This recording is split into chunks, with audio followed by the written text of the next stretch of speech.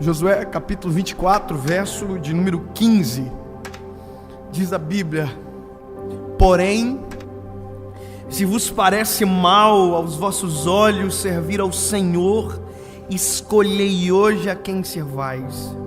Se os deuses a quem serviram vossos pais, que estavam da além do rio, ou os deuses dos amorreus em cuja terra habitais. Porém eu e a minha casa serviremos ao Senhor. Todo mundo, sem exceção, tem passado. Ninguém consegue viver um presente ou um futuro sem ter um passado. Isso é lógico e racional.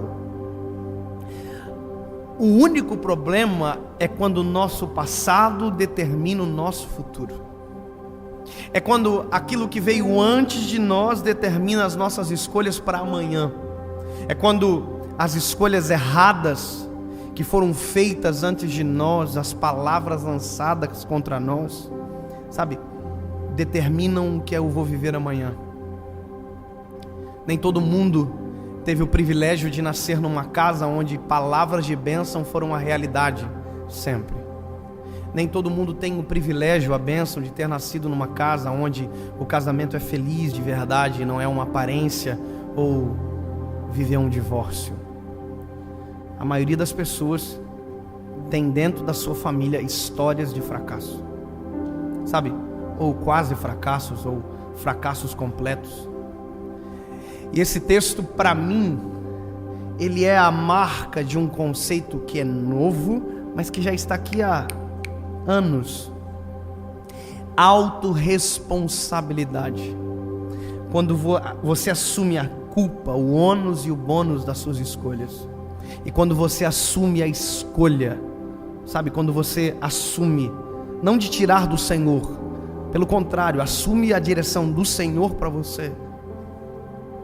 Eu acho interessante esse texto, porque quem está ouvindo isso é um povo que são filhos de uma geração que não entrou na terra prometida. Josué não é o que recebeu originariamente essa promessa de chegar, estar na terra que emana leite e mel. Quem recebeu essa promessa foi quem antecedeu ele na liderança. Moisés é aquele que tira o povo do Egito e na peregrinação até essa terra prometida, a qual Deus havia programado para eles viverem, um trajeto curto, demora 40 anos pela infidelidade do povo. Chega um momento que Deus se cansa e diz: olha, ninguém vai entrar. Dessa geração ninguém vai entrar. Só entrará os filhos quando o último dessa geração sucumbir. Moisés não entra. Ninguém entra. Os filhos entraram. Só que veja, os pais que apontaram o caminho não conseguiram chegar na terra prometida. Os pais que disseram para os filhos a vida inteira: filhos, olha, um dia nós vamos chegar num lugar onde a Bíblia, o Senhor Deus diz que emana leite e mel, ou seja, nós vamos viver os melhores dias da nossa vida quando nós chegarmos lá. Só que o que eles não entendem é que eles estavam apontando um lugar de bonança, mas já estavam vivendo e desfrutando de bonança.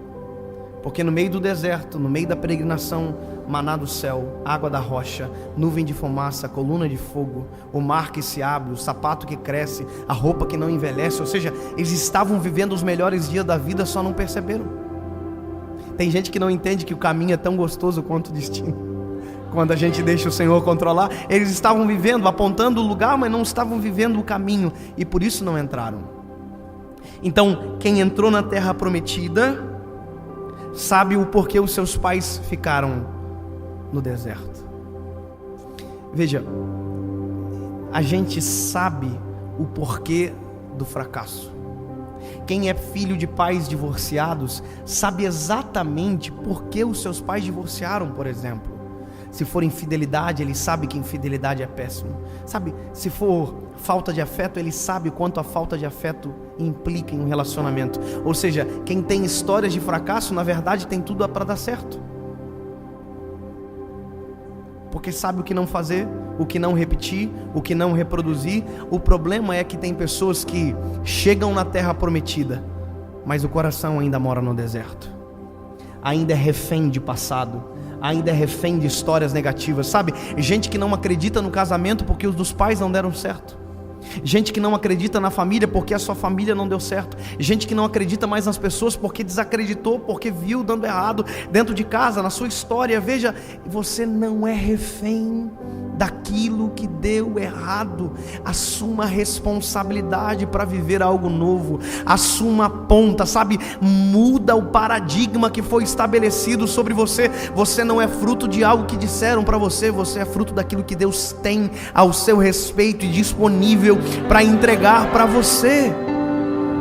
Mas tem uma coisa importante aí: autorresponsabilidade, que é o que Josué está fazendo. Veja, Deus traz à tona, através da boca de Josué, tudo aquilo que o povo viveu no deserto. Deus lembra eles: olha como eu sou bom, olha o que eu fiz. Deus está se esforçando para trazer a memória desse povo que é bom, maravilhoso servir a Deus e não o passado.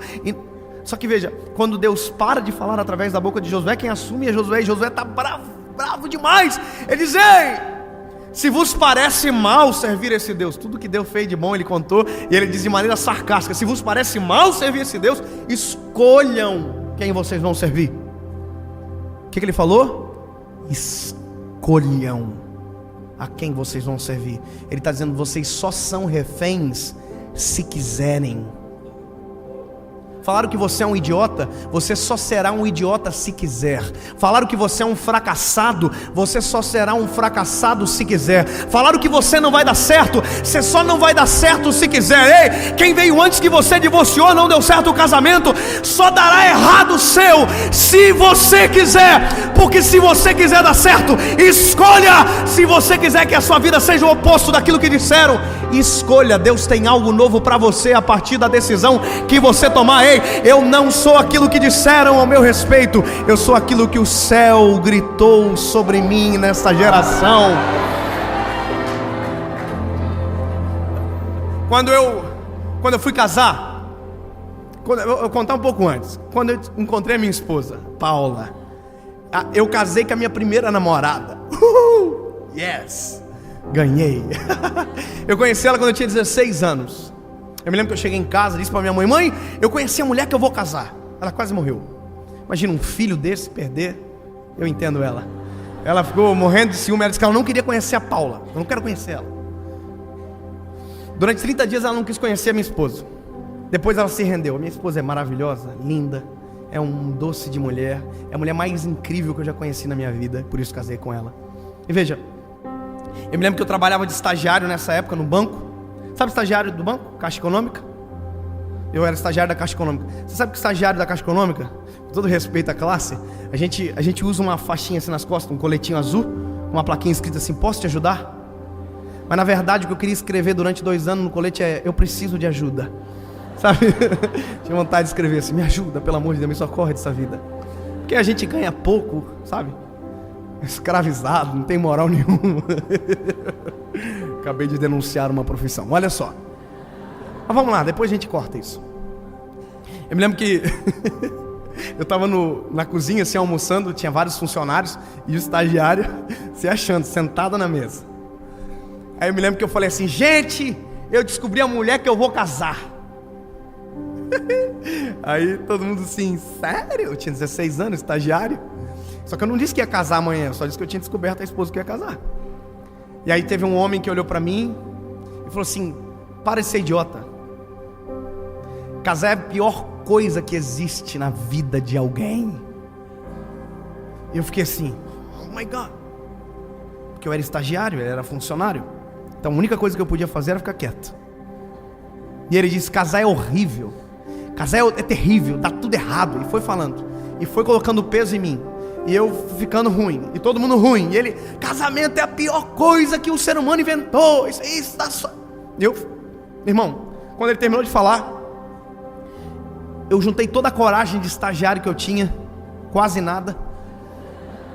Olhei para ele e disse: amado, já preparando para fugir. Falei assim: você é casado? Ele disse: não. Você é o que então? Ele disse: eu sou divorciado. Eu falei: então deixa eu te contar uma coisa. Se eu quiser saber sobre casamento, eu vou perguntar para quem deu certo.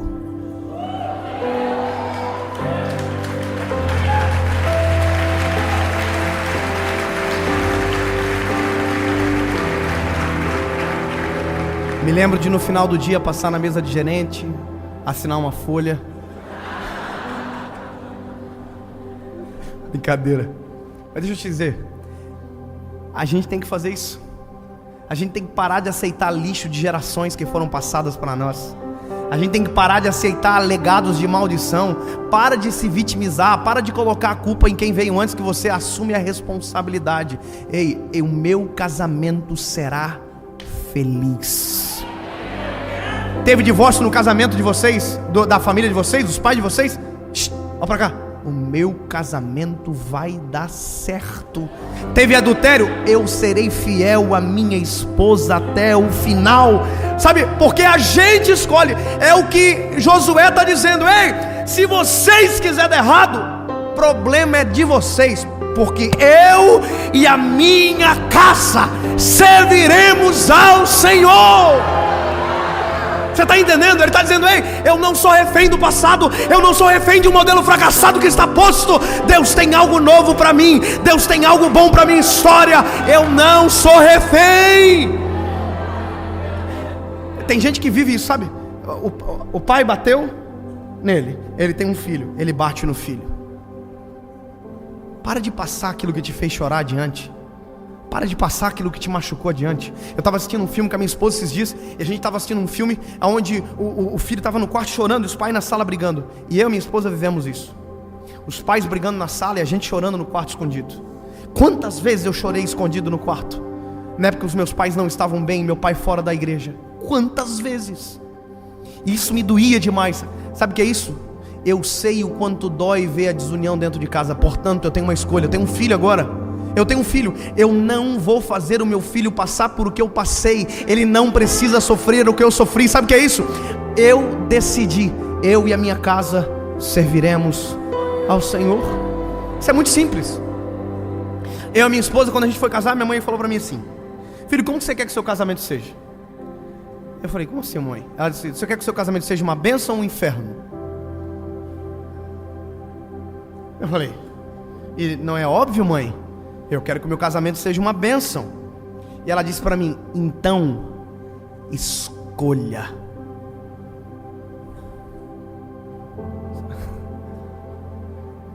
Mãe, como assim? Porque quando a gente escolhe, as nossas atitudes que seguem após a escolha condizem com a escolha que a gente fez. Se eu quero ter um casamento feliz, eu sei o que não fazer e sei o que fazer. Eu tenho todos os motivos para não dar errado. Eu tenho todos os motivos para dar certo, porque o que eu aprendi aqui me apresentou um futuro maravilhoso, brilhante, extraordinário. O que eu vi às vezes dando errado dentro da minha casa, isso é normal, só me ensinou aquilo que eu não devo fazer. Aí minha mãe falou assim para mim: escolheu? Então tá bom, então agora eu vou te dizer uma coisa. Convidou todo mundo pro teu casamento? Aí eu falei: convidei todo mundo, mãe. Falou: todo mundo mesmo? Eu falei: uai, como assim, mãe? Quem que a mãe tá falando? Minha mãe falou assim: Jesus. Você convidou para o seu casamento? A minha mãe é aquelas mulheres de oração violenta, irmão. Ela é crente mesmo. Orou 8 anos e Jesus salvou meu pai. Sabe o que é isso? É uma mulher que tomou a decisão. Eu só quero te dizer uma coisa: na ausência de sacerdote, se você não for o Josué dessa casa, Deus vai levantar um menino, a menina, a mulher. Na ausência de sacerdote, Deus levanta você para gritar bem alto: eu e a minha casa serviremos ao Senhor. É só um adendo para você. Sabe? A minha mãe olhou para mim e disse: convidou Jesus? Eu falei: não, mamãe, então convida. Só que eu tinha um problema. Qual é o meu problema? Eu sou chorão. Então qual que é o medo que eu tinha? O medo que eu tinha é o seguinte: se eu entrar chorando na igreja, o pessoal vai pensar que eu estou arrependido. Eu tinha tudo para entrar chorando na igreja. Imagina, todo mundo dizia: ó, está arrependido. E aí eu orei 7 dias, jejuei 7 dias dizendo: Jesus, eu quero que o Senhor esteja no meu casamento. Só isso. Eu quero que o Senhor esteja, eu quero te sentir lá. Mas não quero chorar na cerimônia, quero chorar antes, se possível, para não fazer vergonha. Cheguei no casamento, eu me lembro que quando eu vi aquelas flores tudo brega, vermelha, coisa mais linda do mundo. Na época era a coisa mais linda, hoje é uma breguice total. As bolas de rosa, parecia um velório assim, cara, top. Mas nós achava a coisa mais chique do mundo. E a minha esposa ainda disse: olha, eu quero uma decoração para a igreja ou outra para o salão. Toda metida. E Deus atendeu o pedidinho dela. Mas deixa eu dizer, eu entrei na igreja, olhei tudo aquilo, me lembro que eu comecei a sentir a presença de Deus, entrei dentro de uma sala e eu gritava chorando, dizendo: Tu é maravilhoso, Tu veio, Tu é real, Tu estás aqui, Senhor, Tu és o meu Deus. E aí eu me lembro, irmão, que eu comecei a chorar, eu estava maquiado. Sabe, irmão, sabe? Oh my God. Péssimo, irmão, o maquiador deixou igual um robô, coisa mais feia do mundo. E eu me lembro que eu saí assim, sequei a maquiagemzinha, entrei na igreja, sem chorar, casei com a minha esposa e fui para casa. E no dia que eu fui para casa, sabe quem foi comigo? Jesus. E sabe quem mais? Ninguém. O passado ficou para trás, as coisas velhas se passaram e tudo se fez novo. Porque no meio do caminho do deserto eu construo uma estrada, e no ermo eu coloco um rio. Recomeça, viva algo novo.